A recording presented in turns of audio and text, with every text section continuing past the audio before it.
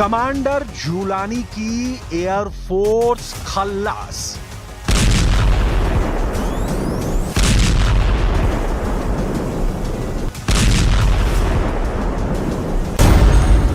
Commander जूलानी की naval power का सफाया।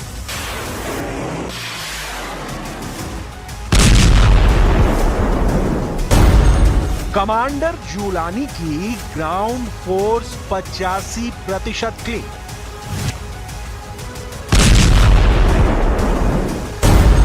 इजराइल के बारूदी तूफान में उड़े जूलानी के कट्टर लड़ाके।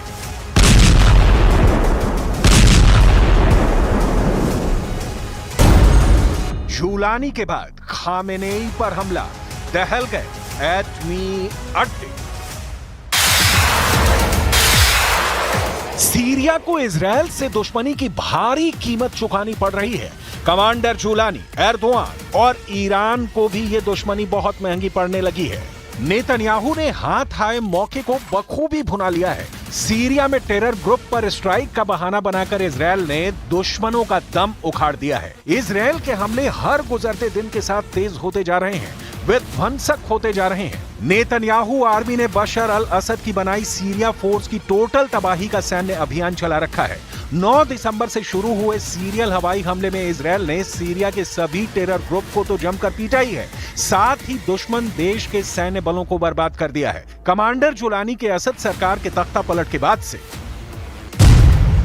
इजराइल के हमलों में सीरिया का 85% एयर डिफेंस तबाह हो चुका है। इजराइल की एयर स्ट्राइक में सीरिया के 85% से ज्यादा एयर डिफेंस सिस्टम कबाड़ बन चुके हैं। इजराइल ने सीरिया एयरफोर्स के 107 एयर डिफेंस कंपोनेंट्स और 47 रेडार बर्बाद कर दिए हैं। इजराइल ने सीरियाई एयरबेस और हथियार डिपो को निशाना बनाया, सैकड़ों मिसाइल, 27 लड़ाकू विमान और 24 हेलीकॉप्टर के परखच्चे उड़ाए हैं। इजराइल ने सीरिया के लटाविया में नौसैनिक ठिकानों को भी निशाना बनाया, जिसमें सीरिया के 15 नौसैनिक जहाज तबाह हो गए। हमलों में इजराइल ने 1800 से ज्यादा हथियारों का इस्तेमाल किया। इजराइल ने सीरिया में अब तक कुल 480 ठिकाने पर बमबारी की है। חמינאי, מנהיג איראן, האשים היום את ישראל בכך שהיא הביאה לנפילת אסד בסוריה. כדאי שיאשים את עצמו על כך שלקח מאות מיליארדי דולרים מכספו של העם האיראני והשקיע אותם בסוריה, בלבנון ובעזה כדי לבנות את זרועות התמנון שהוא עומד בראשם ולנסות להכריע את מדינת ישראל.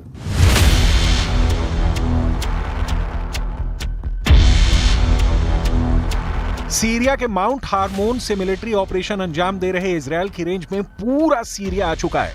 इजराइल डिफेंस फोर्स बिना किसी परेशानी के दुश्मनों के अड्डे पर कहर बनकर टूट पड़ी है। सीरिया के नक्शे पर इजराइल की मौजूदगी कितनी है और उसकी मार कितनी भयानक है, इसे समझिए। 13 दिसंबर के लेटेस्ट अपडेट के हिसाब से हल्के रंग में सीरिया के नक्शे पर दिख रहे सबसे बड़े हिस्से पर कमांडर जूलानी के टेरर ग्रुप हयात अल तहरीर का कब्जा है।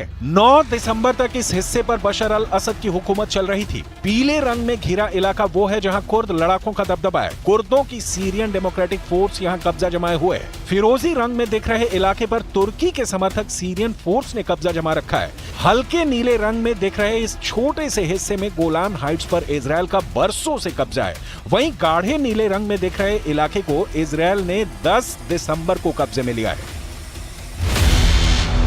सीरिया के हालात पहले की तरह हैं। फर्क बस ये आया है कि दमिश्क में बशर की जगह अब कमांडर जूलानी की बादशाहत है। इजराइल के भीषण हमले के बीच कमांडर जूलानी ने सीरिया में गोलीबारी कर जश्न मनाने से अपने लड़ाकों को रोका है। हालांकि जूलानी को अंदाजा नहीं है कि नेतन्याहू का अगला टारगेट क्या है।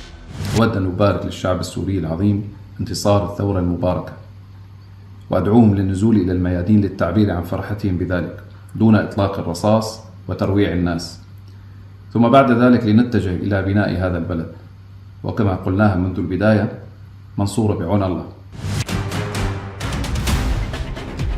एक तरफ कमांडर जूलानी फौजी लिबास उतारकर सीरिया की सत्ता संभालने के सब्ज बाग सजा रहे हैं, दूसरी ओर नेतन्याहू के वॉर प्लान ने ईरान को थर्रा दिया है।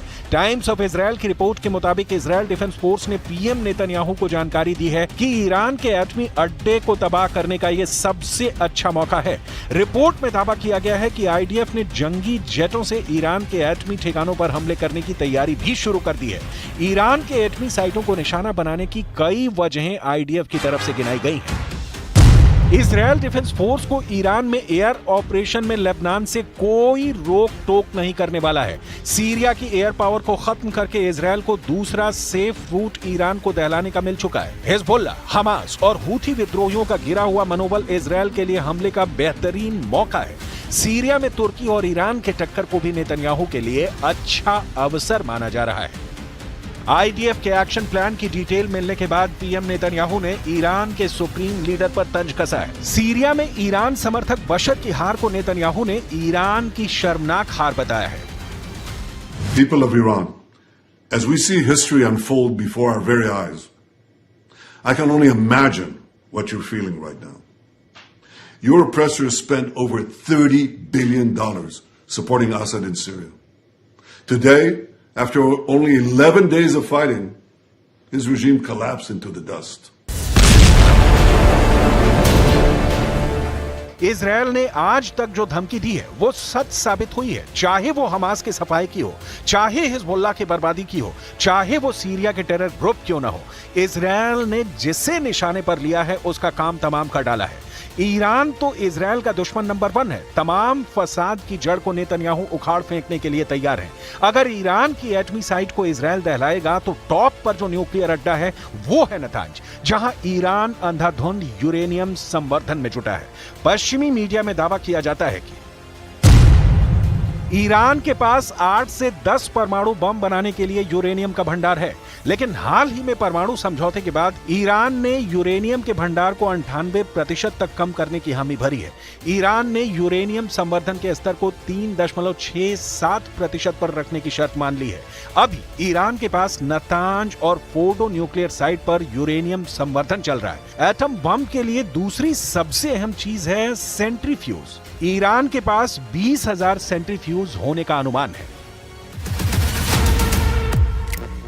नई डील के बाद ईरान को फोर्डो प्लांट पर किसी तरह के यूरेनियम संवर्धन से रोक दिया गया है, लेकिन खामेनेई के नतांज न्यूक्लियर साइट पर एटमी प्रोग्राम धड़ल्ले से चल रहा है, जिसे तबाह करने के बाद ही इजराइल शांति से बैठ सकेगा। हालांकि ईरान के न्यूक्लियर साइट पर हमले के बाद एटमी युद्ध का खतरा सभी हदें पार कर सकता है। पश्चिमी देशों ने भी इजराइल के इस प्लान का पहले ही विरोध कर रखा है। अमेरिका ने भी ईरान के परमाणु ठिकाने पर हमले से इजराइल को बचने की नसीहत दी है, मगर यह भी साफ है कि इजराइल कभी अपने दुश्मनों को बख्शता नहीं है। ईरान समर्थक फाइटर ग्रुप की बर्बादी इसका प्रमाण है।